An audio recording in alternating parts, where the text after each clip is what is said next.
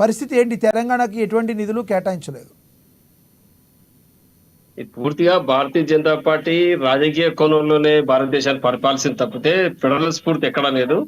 భారతదేశంలో ప్రధానమంత్రి కేంద్ర ప్రభుత్వం అన్ని రాష్ట్రాలను సమానంగా చూడాల్సిన అవసరం ఉంది. ఎక్కడైనా ప్రకృతి విపత్తులు వచ్చినప్పుడు లేదా ఇంకెక్కడ అత్యవసరమైనటువంటి నిధులు అవసరం ఉన్నప్పుడు మాత్రమే ఒక రాష్ట్రానికి ప్రత్యేకంగా నిధులు కేటాయిస్తే బాగుంటుంది. కానీ మిగతా సందర్భాల్లో అన్ని రాష్ట్రాలకు సమానమైన వాటాలు ఇస్తే కేంద్ర ప్రభుత్వం అందరి సమానంగా చూసినట్టు అది కేంద్రం సవితల ప్రేమ తెలంగాణ పైన అనాదిగా చూపిస్తా ఉంది. ఈ రోజు ఒకటే తేటతెల్లమైన అర్థం అందరికి కూడా, తెలంగాణ యొక్క రాష్ట్రానికి సంబంధించిన నిధుల కొరకు ఏమైనా సంక్షేమం కొరకు పోరాటం చేసే ఒక పార్టీ ఏదైతే కేవలం టిఆర్ఎస్ పార్టీ మాత్రమే.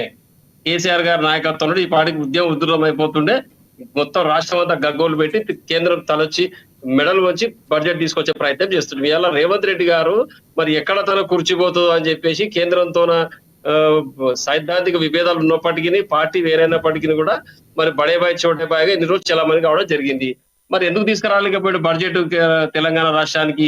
మరి ఇది ఆలోచన చేయాల్సిన విషయం. అందరం కూడా తెలంగాణ మేధావులు కావచ్చు, కాంగ్రెస్ పార్టీ నాయకులు కావచ్చు, మిగతా సామాజిక విశ్లేషకులు కావచ్చు, మిగతా పెద్దలందరూ కావచ్చు, తెలంగాణ సమాజ హితం కోరే ప్రతి ఒక్కరు ఈ విషయంలో ఆలోచన చేయాలి. ఎందుకంటే ఈరోజు పూర్తిగా కక్షపూరిత చర్య అవలంబిస్తుంది భారతీయ జనతా పార్టీ, కేంద్ర ప్రభుత్వం, నరేంద్ర మోడీ గారు. ఏదైతే నేను పెద్ద దిక్కు ఈ యొక్క భారతదేశాన్ని నేను తప్పితే ఇంకా ఎవరు పరిపాలించలేరు, నేనే యొక్క భారతదేశ రక్షకునిగా ఉన్నాను, కొత్త అవతారం ఎత్తినాను భగవంతుడు చెప్పుకోవడం జరిగింది. మరి వారు వ్యక్తిగతంగా చెప్పుకుంటే మనకి ఇబ్బంది లేదు. కానీ మరి అందరినీ సమానంగా చూసే పద్ధతిలో అది వదిలిపెట్టేసి కేవలం సంకీర్ణ ప్రభుత్వం ఏర్పడిన ఆంధ్రప్రదేశ్ కు విస్తారీతన నిధులు ఇవ్వడం, తెలంగాణ ప్రాంతానికి అనాదిగా ఆరోగ్యం మొత్తుకుంటా ఉన్నాం. రంగారెడ్డి, పాలమూరు రంగారెడ్డికి జాతీయ హోదా కల్పించాలి, ప్రత్యేక నిధులు మంజూరు చేయాలని మాట్లాడుతుంటే ఇవ్వడం లేదు, ఎయిమ్స్ ఇవ్వడం లేదు. ఇప్పుడే రేవంత్ రెడ్డి గారు చెప్పారు అన్ని ఎగరు పెట్టారు. అంటే మరి రేవంత్ రెడ్డి గారు చేతకంతరం అనుకోవాలా, లేకపోతే భారతీయ జనతా పార్టీ నరేంద్ర మోడీ గారు కక్షపూర్త చర్య అనుకోవాలా? ఏది అయినప్పటికీ రెండు నిజమైనప్పటికీ కూడా తెలంగాణ ప్రాంతం ఈ రోజు